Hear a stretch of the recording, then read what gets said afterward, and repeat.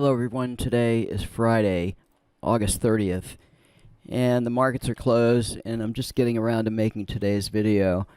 And unfortunately, Ninjatrader disconnected, I guess, at about 5 p.m., and I lost most of my charts to show you today, but I did manage to input all the information into the spreadsheet before that happened. There's a few charts still available that, even though the Autotrader is not on there, it didn't.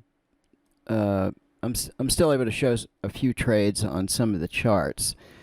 But anyway, I just want to reflect on this past week. Just thinking about Jim and his 5 combines. That's really amazing because most people can't even qualify for 1 combine, let alone 5. So that really speaks highly of the Autotrader and how Jim is using the tool to help him with the combines. Certainly it can be repeated, but really not without any effort on the trader's part.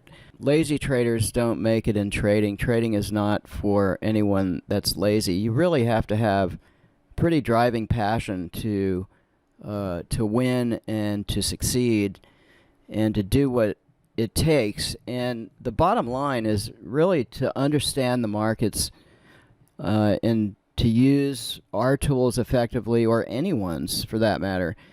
You've got to log some screen time. You've got to look at the charts and you've got to see why prices move.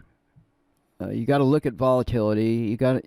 You really have to have screen time. There's just no substitute for observing the charts and being educated about various methodologies to trade and so forth. You know, understanding support and resistance, understanding the effects of volume on price.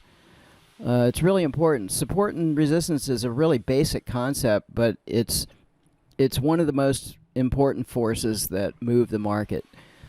So let's take a look at a few charts that are still saved in my screen, and then we'll do a weekly recap, looking at our spreadsheet and see how the Autotrader is performing, fully automated, no interference. So here's the Superenco 14 tick, and you can see the trade here at about 10 minutes to 10, and this hit its goal of 750 on a single contract. This is a really strong performing chart, been consistent for many years. I've been showing it for a long time. It's not new. And so, as stated, even though Ninjatrader disconnected my feed, it didn't refresh all of my charts. And so let's see what else we can look at here. Okay, I decided to go with a higher time frame on the NASDAQ because the 6 that was emulating Jim's setup was just a little too small, and so I basically doubled the size. And interestingly, Jim in his video yesterday had gone to a Superenco 14 on the NASDAQ, so I find that interesting. Now this chart did hit its goal yesterday of 1,000. It netted 900, and today it got stopped out for a loss of 700. And so there's always something to learn by looking at losing trades. And what I see here is, one, I need to turn off the precision trend exit. Since I don't have the setup in front of me here, it may be off, and maybe I got stopped out, because that's what it's looking like here. I got stopped out, and this is just too tight of a stop for this chart because I had 3 losers here. This was probably stopped out because I reached my loss limit. But what this tells me is that I need to turn off the precision trend exit, because this would have been a nice trade, taking us down to here. And I also need to increase the size of my stop. This is just not enough for this kind of volatility. So if I do that, that should improve the results on this chart. I think this is a promising time frame, not as many swings. As you can see, not so busy as a Superenco 6 in the market. Okay, this is the E-mini S&P on a 987 Heikin-Ashi chart. Another beautiful open range trade. For whatever the reason, it didn't get filled here, maybe not filled on a limit order. but it did get filled here, and it went short, and it did not exit at the precision trend exit, did not take these longs because of the open range filter. And this went on to hit its goal. It finished at 450, and just a beautiful trade using our open range filter. Okay, another beautiful open range trade on the DAX Super Renko 6 with our Step MA filter and our open range filter. And I think we might have seen this exact same trade maybe yesterday, but I didn't show the video yesterday. But anyway, this is as good as it gets. This one I have to start trading at 9 o'clock instead of 9:30. And this worked out pretty good. As you can see, our open range setup. And here it is again. A couple of videos back, I showed about a dozen charts with this exact same trade. And so what I'm suggesting is this is an automated pattern, 100% automated, that if you built your trading plan around this kind of a trade setup, I think you could do pretty well. I think this offers a great deal of potential. Another way to trade this is to manually enable the auto trader at the first pullback. You know, in other words, a dip below the open range and then a pullback, and then take the first red bar. Even though it did that kind of automated right here, there's a lot of ways to do this. Okay, this is the crude oil on a 150 Heikin Ashi tick chart, and there was a couple of losers here and here, and that drew down a little under $200, and then it came back with this short trade here. Quite a drop in the crude today, and quite a big drop actually. We're looking at 56.50 down to 54.90. So pretty big move to the downside. But anyway, it caught this. Looks like there might have been another false start here, a loser. And then it caught this winner here and completely recovered to hit its goal of 500. Another beautiful open range trade on the Super Renko 4 tick, and I think this has a 6 tick higher time frame, although it's not showing here, but this is using the Step MA. And here it is right off the open, that setup that I was just talking about moments ago. And this hit its goal of 500 with 1 tick of positive slippage. And so, as stated, just this setup alone is a valid way to trade, and you're pretty much done early on most days. Okay, here's another play on that open range, except this, automated, went short at 10:20, so an hour and 20 minutes after the open, but certainly that setup existed right here at the open, and you would have hit your goal. Might have taken 40 minutes or so, 30, 40 minutes, but that setup was here on a smaller time frame. This would have been a pullback to the open range here, and then you could have went short earlier. The reason this didn't go short here is probably because the look back is a little far for where the bars turn blue to red. There is a parameter in the Autotrader that if the bars didn't change from blue to red or red to blue within so many bars, then it doesn't take the trade. You tell it how many bars to look back. Typically we look back 3, 4, 5 bars, but when using the open range filter, you can't afford to go a longer number of bars to look back. Okay, another example of that open range trade, this time on the DAX. And on this one, again, I can't see the parameters because I'm disconnected and can't show the Autotrader console. But also notice there's no H next to the trades. These are still today's trades. And I think I set the look back higher on this for that purpose. It's probably, I think I set it to 10 or 15 bars. And here it took the trade in spite of this long look back. This is about 10 or 11 bars. But again, this setup, we've seen it 3 or 4 times today already. And this is the DAX on a 377 Heikin-Ashi, and this did 562.50 today. And this is one of the better performing charts in the DAX. It didn't do well last week, but this week it did do well. So let's take a look at the spreadsheet and see how things paired up this week. All in all, trading wasn't that great the last couple of weeks. And I just want to bring over a daily chart of the ES, and you can see that, you know, this kind of action is difficult. There was a couple of decent days here, to be sure, but mostly the month of August. The early part of August we did good, but the last couple of weeks has been poor. And, you know, just to remind everyone, it is Labor Day weekend, and we do not have full participation in the market. So to further make my point, I plotted volume on the chart, and the volume is the lowest that it has been. Well, you can see the summer volume here. So here's our, you know, relatively low summer volume. So we're definitely on the low end of volume compared to the other months, and that should be picking up now that we get back into the second part of the year. If I go back on the chart and we look at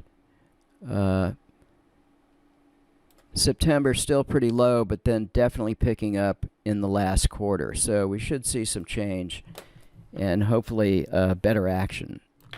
Okay, so here is our spreadsheet, and starting off with the NASDAQ. If there's a blank space, it means it didn't trade that day. I debated whether to drop this chart or not, but it came back with a couple of winning days here, so I'm going to watch it a little bit more. Here's your Super Renko 12. Yesterday it did really well, and then today I think I learned something about the stops on this chart.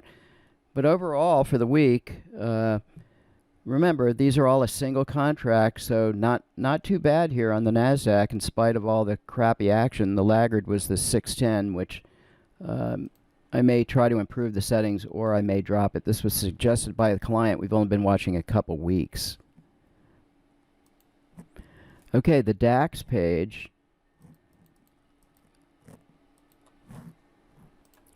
Okay, so here's the DAX for the week of August 26th. And here's how we ended up here over on the right.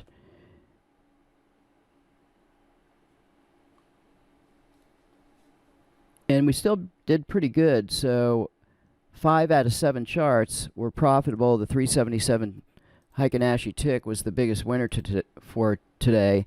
And then second, a close second, was the DAX on the Super Renko 14 tick, coming in here at 962.50.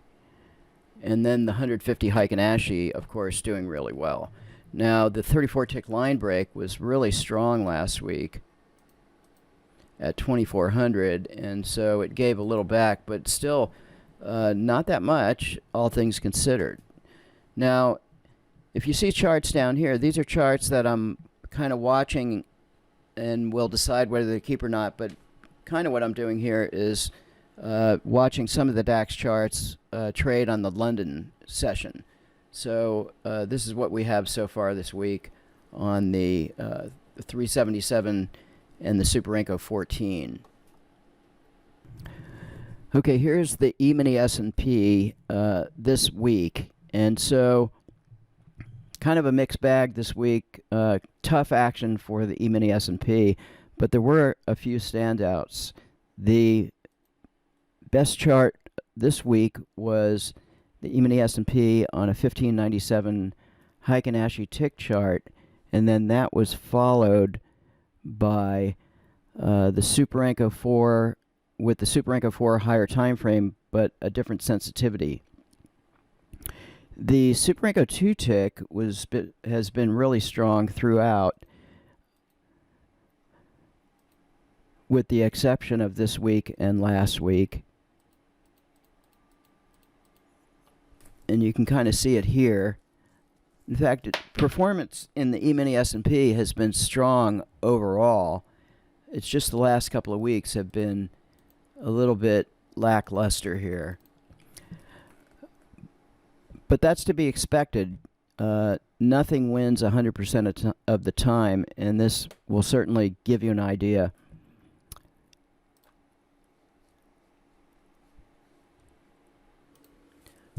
Okay, next up is the crude on our spreadsheet, and again, kind of poor performance.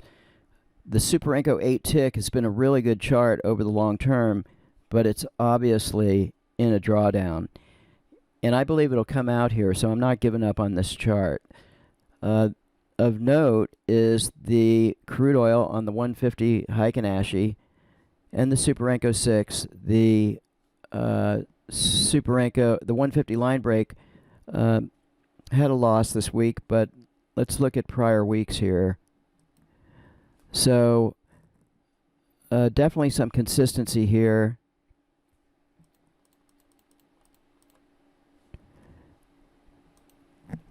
That CL on the 150 Heikin-Ashi and the 150 line break chart.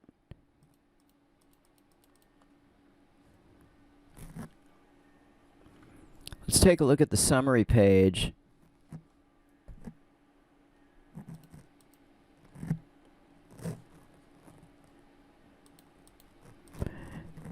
And so here is our performance from inception, and this is really only one full month, the month of August. So all in all, seeing that most of these charts are trading a single contract, with the exception of the Superenco 8 trading 2 contracts, so hence a higher amount here. So yeah, this is in a bit of a drawdown, but like I said, I'm still going to give it time. This is just having a bad month. But everything else is not bad. The 150 Heikin-Ashi finishing at 2,200 for the month, and the Superenco 6 1,100 and almost 1,000 on the line break chart. Looking at the DAX, which I believe to be the best market overall of all time, we have only one losing chart for the month here, and then the rest are strong to exceptionally strong. The big surprise to me is the 34 tick line break, running at $5,000 for the month, and this is only on a single contract. And then, of course, not surprisingly, the DAX on the Heikin-Ashi 150 and the Superenco 14 tick finishing the month at 28.87. And then the rest of the DAX charts, keep in mind that this is fully automated, 100% hands-free, fully automated. Okay, here's our E-mini S&P and the NASDAQ. And considering how many charts we're following in the E-mini S&P, I'd say that these are pretty good numbers. Only a few losing charts for the month, but some really strong performance. This chart I happen to like quite a bit because it frequently gives us that open range setup that I keep talking about. And this did 34.75 for the month on a single contract. And the only thing better than that was the 1597 Heikin-Ashi, which we saw this week, was the standout. So this is going back, I think, a week earlier than the rest of the charts. And so this is, to me, I think this is quite impressive that we have, of I think 13 charts, we have 10 of them with really solid gains for the month and only 3 laggards here. Looking at the NASDAQ, we have 3 out of 4 of respectable gains for the month. And then this is a brand new chart down here. Anyway, I think the spreadsheet helps us to see the automation and let it speak for itself. So as we strive to become more transparent for all of you, you can't blame the auto trader. You can only blame yourself for whether you win or lose. And it comes down to how much work and time and screen time you want to put into really honing your settings before you trade live, because you can test and verify that your performance or that, whatever you decide to trade will exhibit some confidence before you trade. All too often, people rush into trading and they're in such a hurry to make money. They want to make a killing. Whenever I hear somebody say, "Oh yeah, I just want to, make a killing in the market," or "I'm killing it," or that kind of talk is very amateurish, and just those kind of people that think in those terms are bound to fail. If you approach this smart and methodically, I think we've seen just in this first month that it is possible to come up with a fully automated solution, and that would be up to you to test, verify, and confirm. That's all for today's video. Thanks for watching.